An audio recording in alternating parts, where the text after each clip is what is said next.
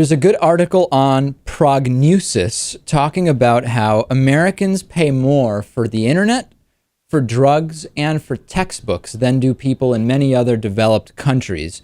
Compared with other countries, prescription drugs, textbooks, and internet service and speed cost far less overseas than they do in the US. So textbooks cost a lot less overseas than in the US.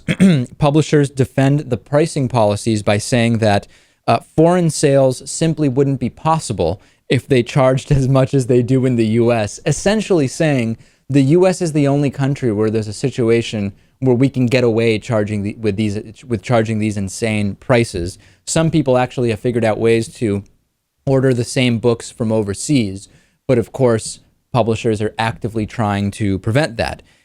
It's also normal here in the US to pay close to $200 for those triple play internet packages where it's internet, phone, and cable. We all know it's overpriced. We basically have no options because typically there's one cable provider in any given service area. In other countries, like for example, in Tokyo, South Korea, and Paris, you can get these triple play bundles, sometimes with 100 megabit per second speeds. That's about 4 times as fast as most American packages, for about $40 a month, according to a study by the New America Foundation.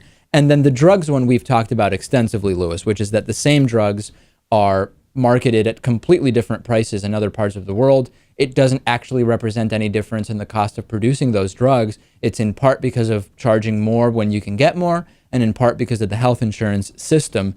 Is this really freedom? Are these the fruits of the free market?